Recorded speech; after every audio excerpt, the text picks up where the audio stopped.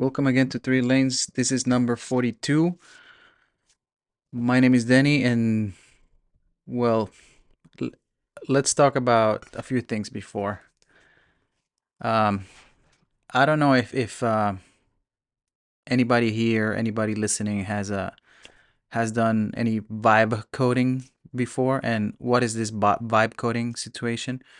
This basically when you don't code your own application or software or whatever you want to do with computer code, right? So basically, you are letting AI do the work while you have the idea and you see what's missing or what features you want to add. So I've been doing that. There's been and I'll tell you why. I'll tell you why in a little bit, but there has been a project that I wanted to do for a long time, and this was a kind of like a price sheet or comparing prices from different websites on film. Meaning, if you were looking for Porsche 400, Porsche 800, which website has the best price right now? But there's a lot of things that are tough to do when it comes to scraping the internet for prices. And for example, one of the things is if a website changes the layout, then your code or your scraper doesn't recognize where the price is anymore, or if the website address changes. And I'm not talking about like the whole, for example, bnh.com. That's not going to change, but like what comes after that website, what if that changes, then it becomes a problem for your program to run, and then you encounter errors, and then it doesn't work properly, blah blah blah. So I was trying to find a way to do it, but Reddit is magic. Reddit knows it all, and I stumbled upon a thread on Reddit, and I found this website buymore.film, and they already have it. The only website that I use that it's not here, it's Film Supply Club, but everything else is here. So all the prices are here. So I was thinking, why am I gonna do it? If it's already done, blah blah blah. But I'm still trying, and I started doing it with this whole vibe coding situation, and it works, but some of the links are wrong, so I might have to change that. I might have to start with the film stocks that I use the most instead of having everything that Buy More Film has, because Buy More Film has pretty much everything. It's crazy. But I might just do everything that I use first, and then if there's demand, then I'll go from there. But again, the website and everything that I do, I usually do it for me, something that I would like to see and use, right? If you've never been to the website 3lanes.com, at this point it's not only mine, because a Christian has also been posting there. He's been helping out, and you can find his some of his photography there in his articles. So if you shout out to Christian, if you wanna read some of his stuff, it's there. Hopefully he keeps publishing. But yeah, I'm still there. I'm still trying to improve the website. I went through some stuff this weekend to make it a little better. But those are the news for now. But today we're talking about the Porsche 912. And I know there's a lot of, I've heard some people talk bad about the 912, mainly because it's not a 911. But yeah, let's dive into it. Um, all right, I'm trying something different, and this time I I went through all the information a couple of times, and I made. We'll see if it works. But I put a bunch of stuff on the whiteboard, and I want to go by the whiteboard instead of just looking through the notes. So the Porsche 912 was created in 1965, or launched in 1965, and it was a response to the the the discontinuation of the 356, and the 356 got discontinued, and then the 911 was launched. But hold on, is that right? Yes, it is right. It's the transition from the 356 to the 911. So there was a gap there, meaning price gap. The 356 was significantly cheaper than the 911, and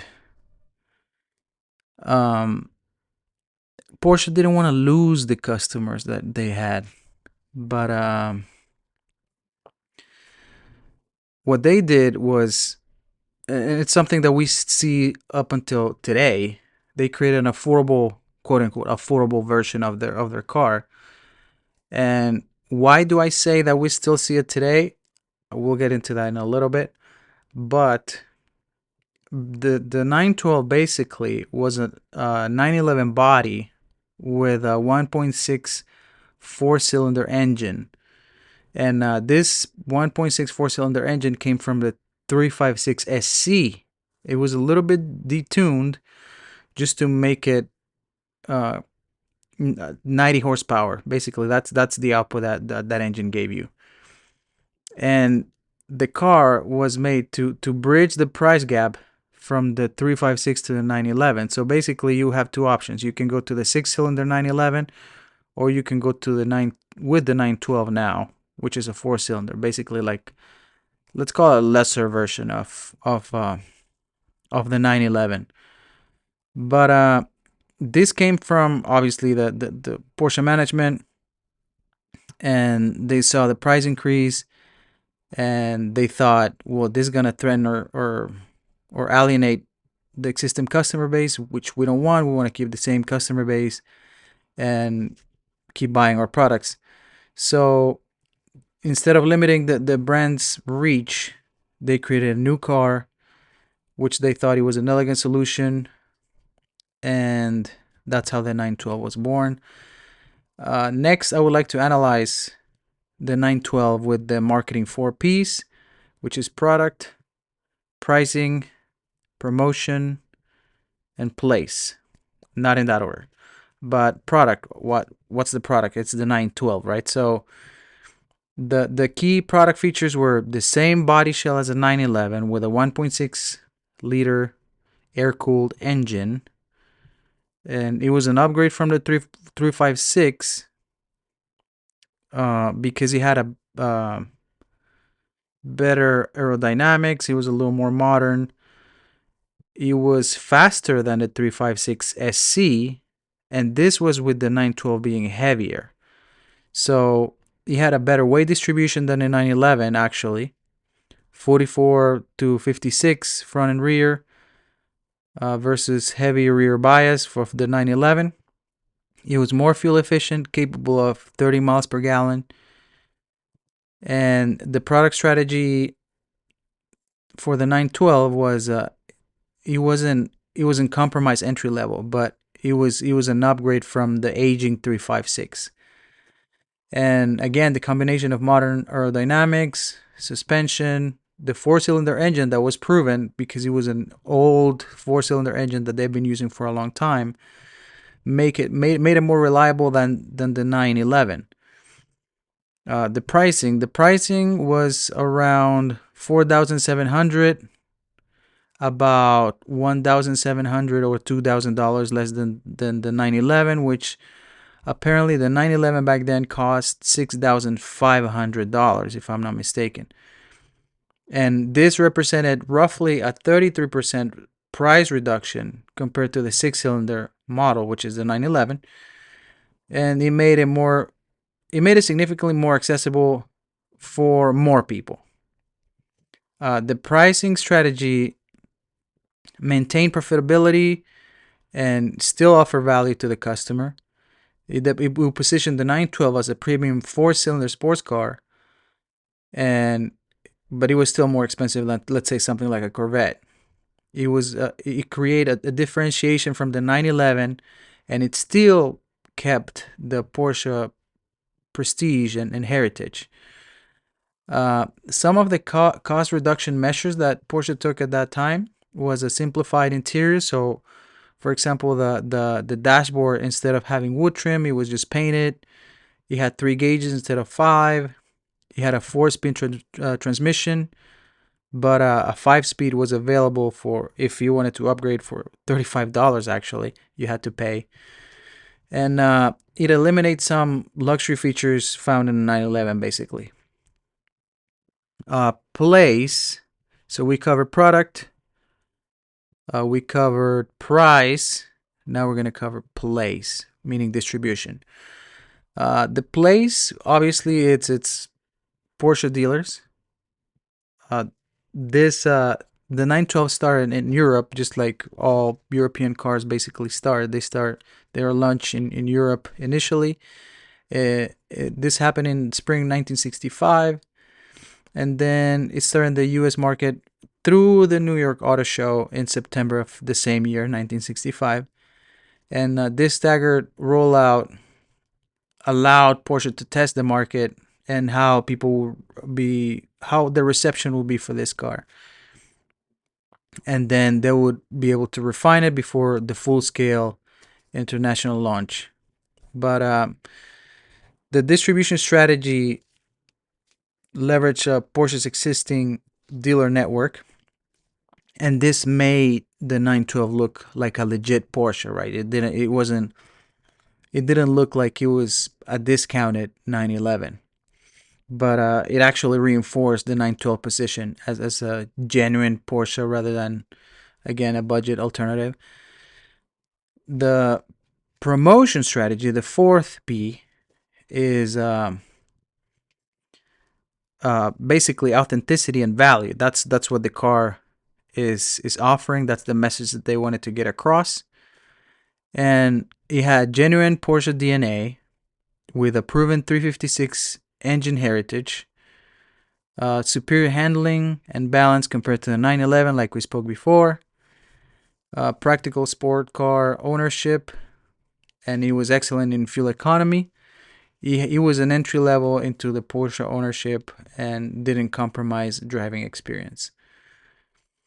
But Porsche never directly campaigned the 912 in major motorsports. Instead, it was relying on word of mouth and automotive press reviews and the car's actual quality. So they let the product speak for itself when it comes to major motorsport achievements.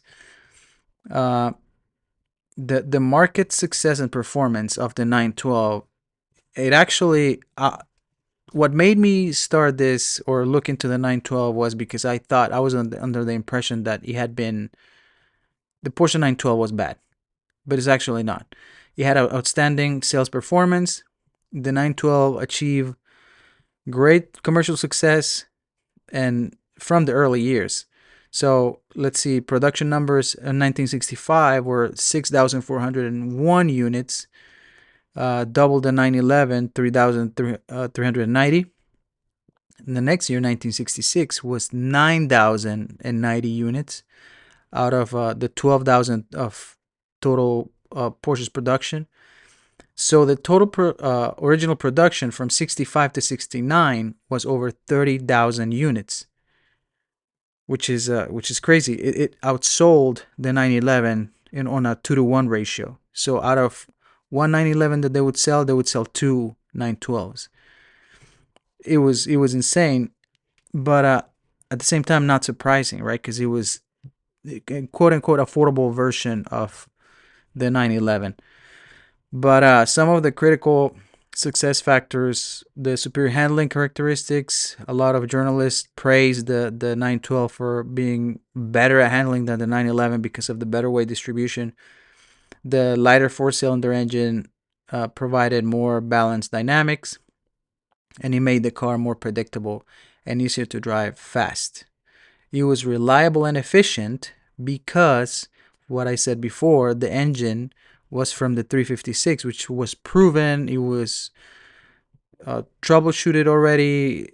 They knew what quality issues they would have, so it was already a known engine, and it benefited from over a decade of development in the 356. And it was more reliable than the 911 engines of the time, and combined with impressive fuel economy, made the 912 an attractive daily driver sports car for basically everybody. The value proposition, it was for example, current driver called a 911 we can all afford to buy. Then I'm referring to the 912, obviously. But factors leading to the 912 being discontinued, the 911 market maturity, the 911 gained popularity and its engine became more refined, so the six-cylinder model began to justify the premium price tag. And they introduced also the 911T in 1969 with 110 horsepower, directly competed with the 912. I don't know why companies sometimes do that. I don't know. Maybe they could have just rebranded the 912 911T, or the 911T rebranded it to 912. I don't know, like a refresh, right? The price convergence. So by 1969, also the 912 started to get a little more expensive, and basically getting close to 911 prices. And by the 912's final year, it was almost on par with the least expensive 911 variant. So it kind of didn't make sense to keep it around if the cost was similar. Strategic refocusing. So Porsche needed to concentrate resources on developing the 911 line, and it was trying to prepare for the next generation entry-level car, which was the 914. So the 914 was introduced in 1970, and it was designed to replace the 912 as the entry-level model. And the 914 was a mid-engine car, and it was developed in partnership with Volkswagen. Maybe we can look into the 914 later, but I just want to say some brief stuff about it. But the 914 represented a completely different approach to affordable sports car design. And the 914 styling and VW engine origins made it controversial among traditional Porsche enthusiasts, but that's a story for another time. Then we have a brief revival that the 912 went through, and it was through the 912E. And Porsche briefly revived the 912 concept in 1976 with the 912E, and it produced 2,099 units exclusively for the US market. This model used a 2.0 liter VW Type 4 engine from the 914, and it served as a stopgap between the discontinued 914 and the incoming 924, which again is another car that we can speak about another time. But if we need to assess, was the 912 a success or was it a failure? I would agree that it was a success. The Porsche 912, it has to be considered a strategic and commercial success for several reasons. Obviously, the market that Porsche wanted to attract was done. They achieved that, and they successfully retained 356 customers during the transition to the 911. They expanded the Porsche market without diluting the brand. They generated substantial revenue, and they supported the 911 development. They proved that Porsche could create compelling entry-level products also. Long-term impact. They established a template for all the rest of the entry-level Porsches that came after that, meaning the 914, which we briefly touched on, the 924, and the Boxster. The Boxster still kicking around till today. They also demonstrated viability of platform sharing and cost management when they share stuff with Volkswagen. They created or when the 911, the 912 share platform, right? They create a collector's market that validates the original concept. Then the current market validation. Today's market values of the 912 are really ridiculous, if you ask me. But that's with everything vintage at the moment. I'm not gonna blame the 912, but a good 912 you can find it for like 50K, 70K, and you can see that there's appeal still for the car, right? For this Porsche is still desirable. So it's not it's nothing bad. The 912 was not bad. So what can we conclude? What can we learn from the 912? Well, the definitely taught Porsche some lessons about market segmentation and brand extension, and it influenced basically decades of product planning on the same segment, which we have now, the Cayman and the Boxster. And this was something that I said I was going to talk about later. And honestly, it's you can easily dismiss how this quote unquote entry level Porsches are there, but there's a rhyme and a reason for those. Something that a lot of people sometimes don't think about, or they think, is just another Porsche model that's been around, or there's just another way for Porsche to get money. I don't know. It's so many things that people can think about, but there's a logic behind it. There's a reason why these exist, and maybe instead of judging, oh, why SUVs happen. Well, that's what it sells, right? If it wasn't because of the SUV, you wouldn't have maybe the 911 or the Cayman or the Boxster. If it wasn't for the electric cars, which I don't know how they're doing actually, but Porsche has learned to try to target different segments of the market. And I know a lot of people, they think, oh, they just should stick to what they know, the 911, blah blah blah. But well, the brand needs to survive one way or another. It might not be look the best for us, which are outside, but from the inside, it might look complete. The picture might look completely different. So the model proved that customers would accept creative engineering solutions that deliver authentic Porsche character at accessible price points. And it's a philosophy that continues to guide the brand's entry level strategy today. So the Porsche 912 stands, I don't know if as a masterclass in strategic product development, but it demonstrates how thoughtful application of marketing mix can solve complex business challenges while strengthening brand equity and also market position.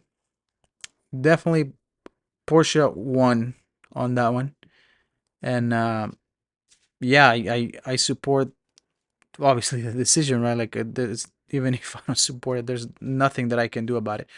But I think it was a good move. That's what I'm trying to say. Well, this has been 3 Lanes podcast this week. Thank you so much for tuning in. See you next time. Wait, did I say it was 41? I meant 3 Lanes number 42. This is 42, episode 42. Don't forget it.